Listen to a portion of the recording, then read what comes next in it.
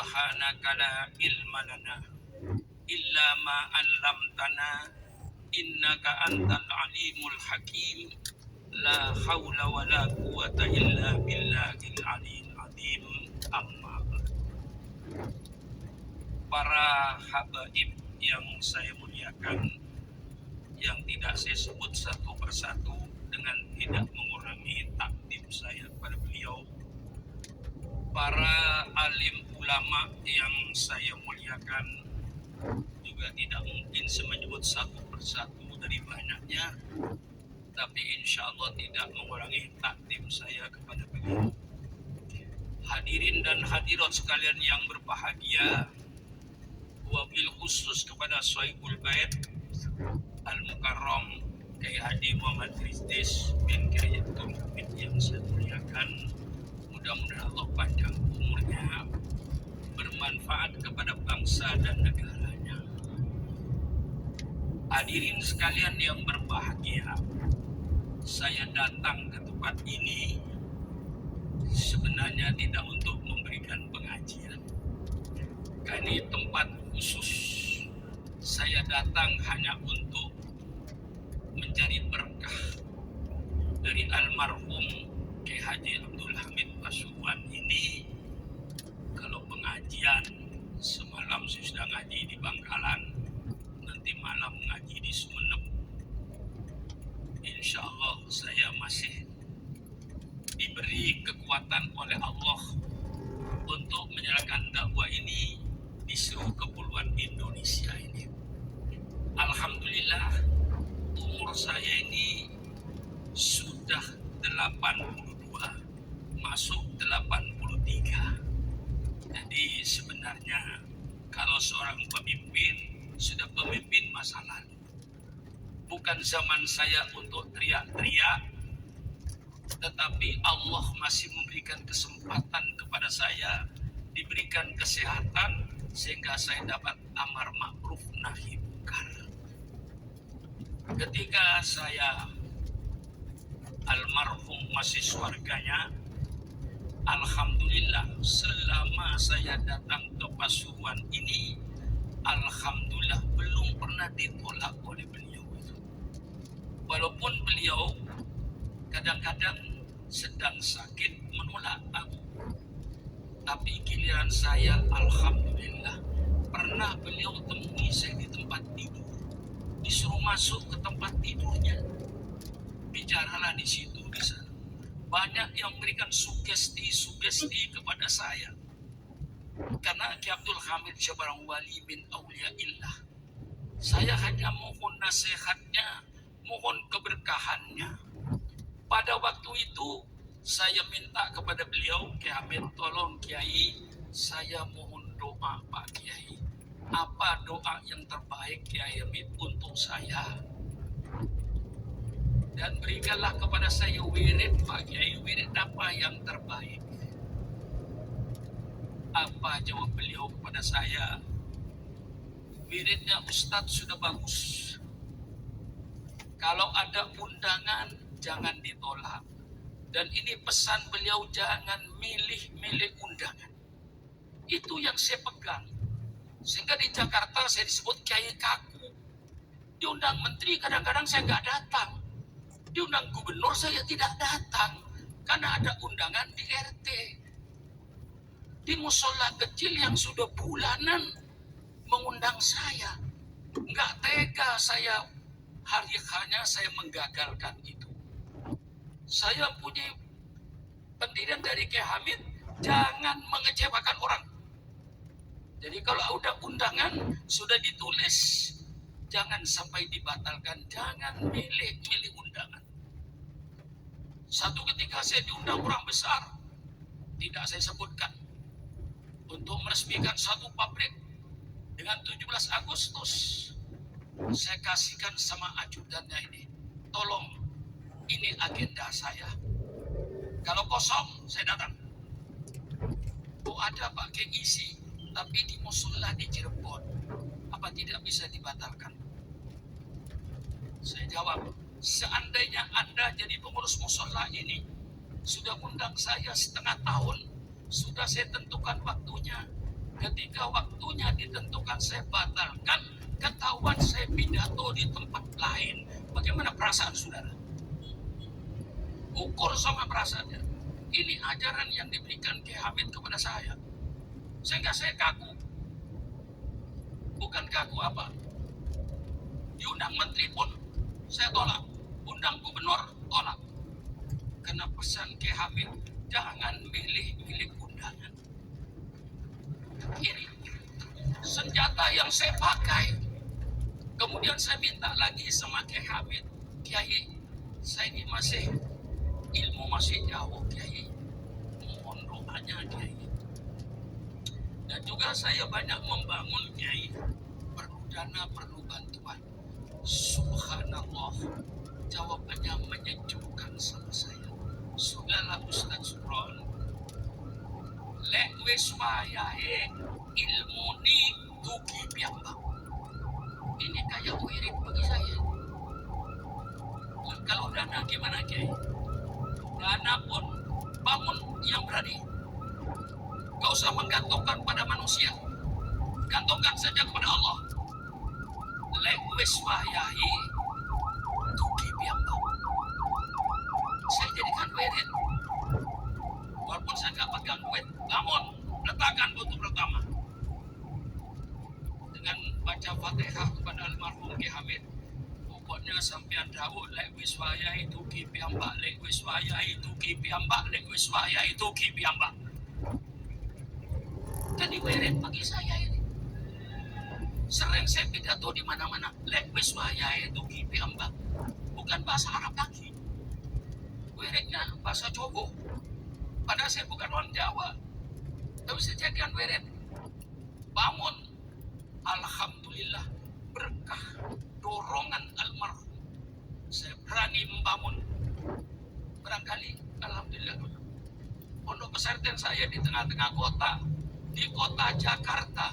Kalau tidak karena keberkahan ulama dan para habaib, tidak mungkin Subron Makmun akan mentepi tanah 3,5 hektar di ibu kota. Siapa yang punya tanah 3,5 hektar di ibu kota? Tolong carikan. Tidak ada.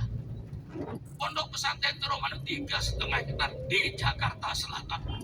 Kalau tidak berkahnya para ulama, tidak berkahnya para habaib, ini yang saya mantap. Jadi setiap saya membangun, gak saya pikirkan duit urusan belakang. Beli batu 1 truk, beli pasir, beli semen, letakkan batu pertama. Pokoknya saya yakin lek wis wayahe, mungkin satu almarhum mendengar perkataan saya ini. Ini saya pegang, hanya pegang lek wis wayahe. Karena Kiai Hamid bilang, Ustaz, dikirnya sudah bagus. Dikir apa? Kiai, lek wonten undangan jangan ditolak, jangan milih-milih undangan. Lek wonten undangan sampean ngaos saya kalian santri-santrinya. Itu saya pegang teguh. Perkataan Kiai Hamid dan itu yang membangkitkan saya. Tidak takut saya sampai sekarang. Barangkali kalau datang ke Jakarta, ya coba. Sedang membangun saya gedung, panjangnya 72 meter, lebarnya 35 meter tanpa tiang. Kok berani? Lek wis wayahe itu kibiambak kok. Apalagi? Kalau nanti giliran pasang keramik, datang keramik. Giliran pasang kap di atas, datang kap. Belum pernah terlambat. Ini keyakinan saya, tawassul saya ini. Dengan Fatihah kepada almarhum, terus saya semangat. Lewat saya itu Mbak. Ini saudara-saudara, alhamdulillah saya belum pernah datang ke Pasuruan dalam keadaan Kiai Hamid sakit. Bagaimanapun saya masih dipanggil. Beliau di tempat tidurnya, saya di bawah. Saya sering minta nasihat kepada beliau dan itu yang saya pegang. Maka sampai sekarang saya diundang di RT pun, musola di bawah jembatan pun saya datangi. Karena pesan Kiai Hamid, jangan didatangi, kalau umbaran gubernur didatangi, undangan menteri didatangi, undangan musola di tepi sungai dicoret. Ini kiai kurang ajar ini sebenarnya.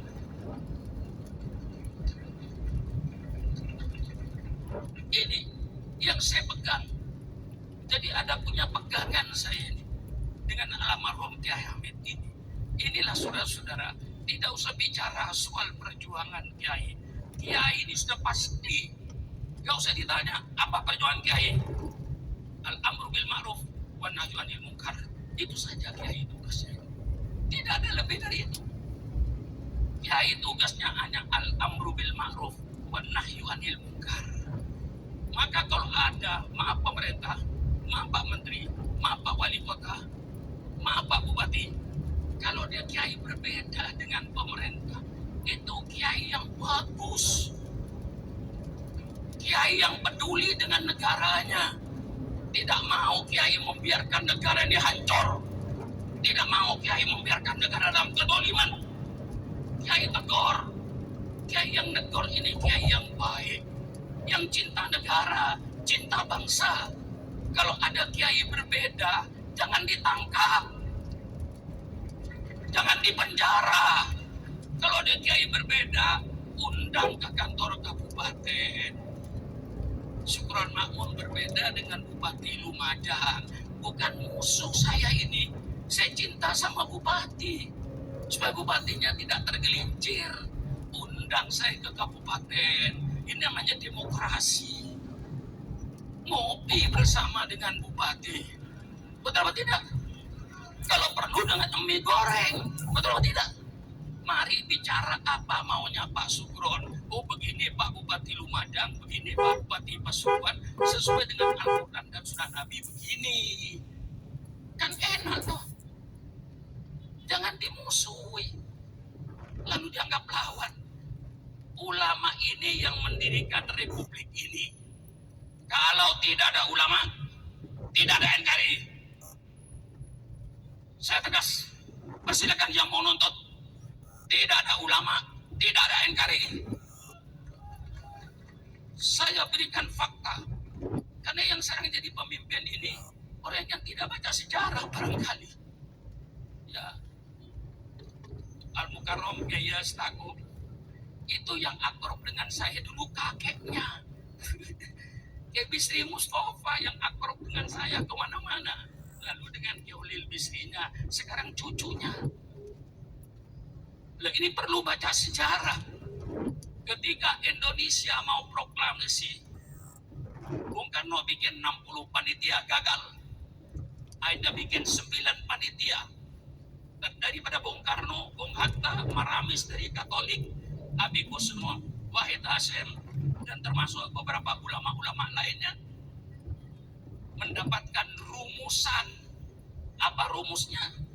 Negara Republik Indonesia berdasarkan ketuhanan dengan kewajiban menjalankan syariat Islam bagi pemeluk-pemeluknya.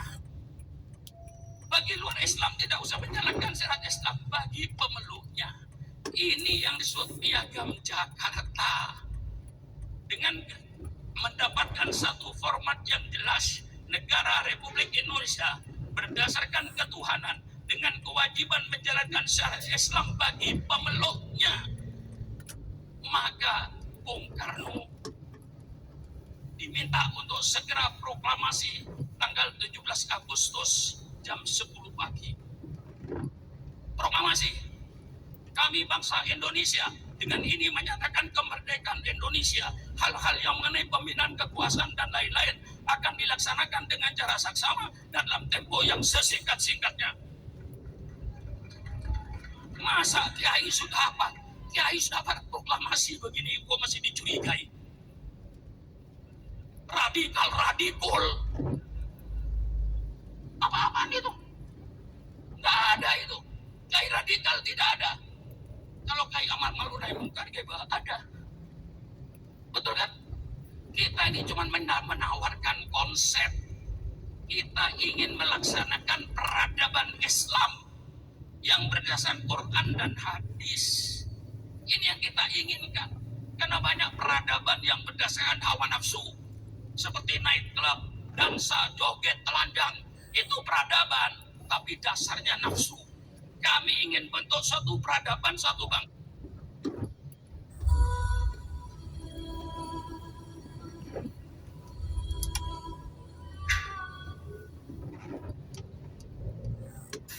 Maksudnya saat Nabi lahir, itu semua tanaman indah sekali, indah seperti biasanya. Wa enak atlan dadi mateng apa asimaru buah. Wa adna lan dadi parek apa asyajaru wit. Lil jani kedhi wong sing metik, lil jani kedhi wong sing kepet metik janahu ing napa buahe sajar. Wa wal hasil niku saat Nabi mau lahir niku semua pohon niku menjadi indah, menjadi berbuah dan mudah dipetik. Ini adna. Wana topat lan ngomong bihamlihi klan kelawan napa hamilen bihamlihi klan dikandungi Nabi. Wana topat lan ngomong bihamlihi klan dikandungi Nabi. Ketika Nabi ada dalam kandungan, sopo apa kullu dabatin saben-saben kewan sing rumangkang. Semua hewan yang dimiliki li Quraisyin kedua wong Quraisy. Oleh ngucap, oleh komentar, oleh ngetikan bifisohil al-suni kelawan fasai biro-biro lisan al-arabiyati kampung so Arab. Ketika Nabi dalam kandungan, semua hewan-hewan itu berkomentar secara jelas, ngentikan secara jelas. Nak saiki mpun wayai Nabi akhir zaman badhe lahir. Wa kharrat lan dadi jungkel. Kharra maknane jungkel. Terus napa? Wa kharra raqi'au wa anak. Wa kharra lan dadi jungkel tersungkur apa alasiratu. Apa pira-pira singgasanane raja-raja kafir. Sarir jamai asir wal asnam lan pira-pira berhala. Oleh tersungkur alal wujuhi ing atase pira-pira rai wal afwahi lan pira-pira cangkem pira-pira mulut. Jadi banyak patung-patung besar yang tersungkur mergo haibae badhe lahir seorang nabi. Jenapa wa kharratil asirratu wal asnamu alal wujuhi wal afwah. Wa tabasyarat lan dadi seneng. Sangkata basyir wa tabasyarat lan dadi seneng. Sop apa wuhusul masyariki pira-pira hewan liyare wuhus kewan sing cara iki kuna satu galak kewan sing apa ganas wong Arab nak apa wuhus dina kewan biasa hayawan tapi sing ganas kados harimau wong Arab nak apa wuhus apa wuhusul masyariki kewan-kewan ganase sing sangka arah wetan wal maghribi lan kewan-kewan ganas sing sangka arah kulon. Wadawa buhalan kewan-kewan rumangkange masyarik lan maghrib. Dabah nu jamae napa? Dawab. Kalau dabah kata sapi wedhus wong Arab darane napa? Dabah atau dawab. Nanti yang ganas wong Arab darane napa? Uhus napa darane napa? Uhus. Al bahriyatu kang bangsa segara. Wah tasat lan dadi ngrasa sapa apa al awalimu pira-pira alam krasa minas sururi saking seneng Kak sakumayaku kang koyo senenge wong sing terpenuhi gelase. Dadi kamane koyo wong ngombe nganti seger niki bahasa-bahasa Balawas pokoke kak sanapa kumayah. Wong Arab ku nandarani sesuatu sing bercampur niku kaksa. Jadi misalnya ana wong kok mahabbane pangeran wis sudah minum kaksal mahabbah napa? Kaksal mahabbah niku dadi istilah. Jadi wong Arab ku nandarani suatu sing wis campur aduk niku masyrab, syarab, alate iku kaksu. Dikados tengene Quran misale wong umat Nabi Musa niku banget senenge ning anak sapi. Istilah Quran apa wa usyribu fi qulubihimul ajla bi kufrihim napa wa usyribu fi qulubihimul ajla bi kufrihim. Dadi wa usyribu lan wis den campur dadi minuman. Ya tak kalian ya syariba yasrobu syaroban wah syariba yasrobu syaroban mulane darani syaroban tahura. Nah ketika wong wis seneng sesuatu tenanan iku wong Arab nak darani usyribat wis dadi materi minumane. Tapi yang dimaksud bukan minuman tapi bercampur gawur ning awak nganti bagian dari fisiknya. Ini disebut wa usyribu fi qulubihimul ajla bi kufri. Mulane teng toreko-toreko iku napa iku satoria napa toreko napa satoria niku nak wiridan niku ya kados teng Imriti sing aran Imriti nak gumane napa Jurumiyah niku derek toreko napa satoria Satoria teng Indonesia nuyen sing kathah teng Cirebon lan teng Madiun. Ya di antara Thariqah Mu'tabarah selain Naqsyabandiyah, ya Qadiriyah niku wonten Sanusiyah, wonten Tijaniyah, wonten apa? Satoriyah. Niku sing diceritakno Imriti fa usyribat ma'na dhamirisan. Dadi nek ya fa usyribat mongko den asli manane diombekno maksudnya den campur apa kulub. Kan hatta nahat qulubuhum linahwihi fa min aldi misanihi lam tahwihi. Terus fa usyribat makna dhamirisan. Ya kalau terang dong ya. Dhamirsaan iku ad-dhamiru al-mufassaru bi jumlatin ba'dahu. Eling-eling napa ad-dhamiru al-mufassaru bi jumlatin ba'dahu. Jadi dhamir yang ditafsiri oleh jumlah setelahnya. Ya napa? Oleh jumlah setelah. Jadi misalnya aku ngomong alim tu annahu zaidun alimun. Alim tu ngerti ingsun annahu ing sak temne kelakuan. Jadi ku zaidun utai zaid iku alimun wong sing alim. Artinya hu di sini adalah mewakili jumlah setelahnya yang bisa jumlahnya itu banyak, no? Banyak. Karena banyak itu tidak tercover, tidak termemori oleh hati. Terus orang itu ora iso keucap kabeh. Akhirnya milih mudhamir napa? Bisa. Terus qul huwa Allahu ahad. Ya qul ngucap sira Muhammad huwa utawi dhamir sa'an. Ya jadi huwa utawi naki kuno mana gua ti perkara, asline ya lucu perkara apa. Maknanya sa'an itu satu fakta, napa? Al-amrul waqi', suatu yang nyata. Gua utawi sa'an iku ngene. Allahu te Allah iku ahadun dat sing esa sing siji. Allahus somad. Terus Allah penjelasannya lagi lam yalid wa lam yulad wa lam yakul lahu kufuwan ahad. Nah, jumlah setelahnya semua itu menjelaskan isinya gua. Nah karena hati itu tidak bisa spontan mengingat Allahu ahad, Allahu somad, lam yalid wa lam yulad wa lam yakul lahu kufuwan ahad, terus hanya terwakili oleh dhamir sa. Ini apa fa usyribat makna dhamirisan. Podo fa'lam annahu la ilaha illallah. Tadi fa'lam mengko ngerti sira Muhammad annahu ing sak temene sa'an. Fakta yang terjadi di alam raya ini apa? Annahu la ilaha illallah. Nah, karena ngelafatkan la ilaha illallah itu susah, apalagi ketika hadir terus kabeh mau diganti dhamir sa'an. Nah, resikonya dia wow, akhirnya wiridane wong Satoria hu itu mana sama lafad huwa dhamir apa? Sa'an. Mana terus digugat wong serapati paham-paham untuk wiridan hu. Kalau wong Satoria nak wiridan nih gue gedung utawa tenggene masjid nih. Sak masjid menapa hu niku genteni dhamir sa'an sangka fa'lam annahu la ilaha illallah hatta nahat qulubuhum linahwihi fa min azimi sya'nihi lam tahwi. Karena Allah terlalu agung enggak terwakili oleh semua kata-kata. Akhirnya mau diganti dhamir apa? Sa'an. Jadi kamane gue ngelempong sifatnya itu besar.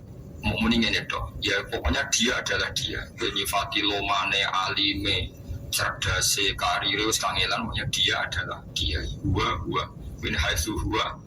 Semuanya huwa, semuanya dia adalah dia. Itu jenis apa? Dhamir sa. Ya, fa usyribat ma'na dhamir sya'ni fa min azimi sya'nihi lam tahwihi. Sampai takhawa yahwi lam tahwi ora iso muat apa kulub hi ing dhamir sa. Terus akhirnya apa? Fa usyribat makna dhamirisan. Jadi fa usyribat mongko den satukan apa kulub. Jadi maknane musyrok niku ngombe, maknane ngombe sesuatu yang mengalir ke semua sistem pori-pori kita, semua fisik kita. Wong balaghah atau wong sufi nak dari apa? Masyrok. To fa usyribu fi wa usyribu fi qulubihim wal ajla bi kufrihim. Iku jenenge syarab. Iku wong Arab nandarani Ka'sa Humayyah. Kak Salmaniyah. Jadi misalnya orang mati, orang Arab nandarani yo Qadda ko Kak Salmaniyah. Dia sudah merasakan Kak Salmaniyah. Nah orang seneng ya darani Kak Salmahabbah. Kak Salmahabbah ini bahasa-bahasa balap. Wabas syarat lan ngekei bebunga sopo al jinnu kelompok jin. Bi'idlali zamanihi kelawan wus mancing zamani jin. Pasti jin sudah merasa final. Karena sesuatu yang dinantikan sudah datang, wantu hikat lan jadi rusak. Apa agak itu sistem perdukunan. Terus riyen dukun itu saged ngakses berita langit. Mergo wonten bocoran saking jin. Tapi sausé Nabi lahir, semua akses ke langit ditutup. Ya semua akses ke langit apa? Ditutup. Terus nak jin kepengen nyadap informasi langit diantem kalian bintang apa? Kalian bintang. Jenenge waqifdom apa sebutnya rujumal lisyayatin apa? Bintang-bintang itu membalang apa? Setan. Ya, terutama sausi lahir Kanjeng Nabi Muhammad sallallahu alaihi wasallam. Terus riyen tapi ono hikmah mulane pangeran nak gawe yo kabeh ono hikmah. Terus riyen niku jin niku kerja sama kalian dukun. Dukun niku wong paling kena dipercaya riyen. Eling-eling dukun itu dulu orang yang paling bisa dipercaya karena dekne entuk bocoran sangka jin sing iso ngakses apa langit. Dirian, mana wong itu ora oleh gedeng dukun teman-teman, wis uben yo sing dukun wae dadi. So ngiyai kangelan wis apa dukun. Mergo Allah gawe dukun itu dhisik yo ana hikmah. Umpama ora ana dukun iku ora ana bocoran. Ape ora nabi lahir ning apa? Akhir zaman. Ya kalau terang lagi sidik, terus riyen sedaya Kanjeng Nabi lahir, niku dukun-dukun niku orang yang paling bisa dipercaya. Lagi saged akses langit lewat perewangan apa jin. Jin iso delok ning langit. Nak ning Lauh Mahfuz iku suatu saat ana wong sing jenenge Muhammad. Wonge lahir ning Mekah ngene. Sehingga zaman itu informasi tentang Nabi itu transparan baik dari pendeta kaya Ibu Bukhairah maupun dari perdukun. Ini pun ngoten pangeran kersana. Akhirnya Bani Hashim niku pun mboten pati dagang. Mane marat-marat. Bani Abdi Samsin niku tetep dagang. Mergo ngerti nak Muhammad iku ora lahir lewat mereka. Eling-eling ya wae Muhammad bin Abdullah bin Abdul Muthalib bin Hashim. Hashim didulur jenenge Abdi Samsin. Abdi Samsin ini sak turunane termasuk Muayyah, ya, Muawiyah, ya, niku bin Abi Sufyan bin Harb, ya, bin Umayyah bin Abdi Samsin. Niku ngerti nak turunan Nabi ora bakal ning dekne, melane tetep nek mati dagang. Sementara Bani Hashim, padahal Muhammad bin Abdullah bin Abdul Muthalib bin Hashim. Hashim itu mbah keempat sangka Nabi. Niku pun ngerti tenan nak sampean putune iku bakal dadi Nabi. Makanya dorawani lunga. Jadi Hashim wedi kok jangan-jangan era aku. Kok Abdul Muthalib wedi jangan-jangan era aku. Abdul wedi jangan-jangan sehingga do tengok-tengok ning Mekah. Iku yo beritane sebagian sangka kahin kok. Perdukunan. Jadi akhirnya mulai Imam Bukhari itu dikritik ketika istidlal itu mengambil dalil bahwa kesaksian kenabiannya Nabi itu sebagian diomong nono dukun. Hazza itu dukun. Jadi Imam Bukhari menulis di Dalailun Nubuwah, beliau dengan fasihnya ngendikan ketika Abi Sufyan datang Heraklius, beliau datang ke Palestina, tentang pemerintahan Romawi. Pemerintahan Romawi itu digegerkan oleh informasi nak neng Mekah itu ada orang yang mengklaim dirinya Nabi, ya mengklaim dirinya Nabi. Ya tentu bagi kita itu nggak ngeklaim aja Nabi tenan, tapi bagi mereka kan itu klaim. Singkat cerita sudah dengar detail kalau ada orang bernama Muhammad dari suku Quraisy memaklumatkan diri kalau dia seorang nabi. Sejak kita Heraklius kalau dalam kitab-kitab Heraklius itu tidak punya informasi detail. Suatu saat Abi Sufyan itu mampir ke sana karena mitra dagang. Kita tahu Abi Sufyan itu presiden Mekah, no? Presiden Mekah tentu sering ketemu tokoh-tokoh dunia, termasuk ketemu sinten Heraklius. Setelah Abi Sufyan datang, dipanggil sama Heraklius. Tolong Abi Sufyan suruh menghadap saya, masyhur. Ini ada di Bukhari, seorang lagi ini ada di Bukhari. Setelah menghadap, kamu kenal orang yang yadai an-nubuwah, orang yang mengaku-ngaku sebagai nabi. Kata Abi Sufyan, ya kenal, itu masih keluarga saya. Ya itu saya kenal karena itu masih keluarga. Zaman itu Abi Sufyan masih kafir. Jadi justru itu bagus, pas itu Abi Sufyan masih kafir. Lalu orangnya sebelum jadi nabi itu pernah bohong enggak? Enggak pernah. Muhammad itu enggak pernah. Justru itu bagus. Karena kesaksian dari seorang musuh apa? kesaksian dari seorang musuh karena Abi Sufyan belum iman. Terus bapaknya Muhammad ada yang pernah jadi raja? Enggak, mbahnya enggak. Terus pengikutnya itu orang-orang lemah, orang-orang kuat, orang-orang lemah. Terus pengikutnya itu apa yang ada yang jadi murtad apa enggak setelah ngikuti Muhammad? Enggak ada yang murtad. Bahkan fanatik sekali dengan Muhammad. Amani wani mati demi Muhammad. Ya mereka nyebut masih Muhammad, masih jago. Sampai terus akhirnya dari sekian pertanyaan itu terus Hiroklu membuat tesis sendiri, membuat kesimpulan sendiri. Itu yang namanya Muhammad itu Nabi betul. Sifatnya persis yang saya temukan dalam Taurat. Ya. Di antara logika yang dibangun Hiroklu itu begini. Kenapa saya tanya bapaknya raja atau enggak?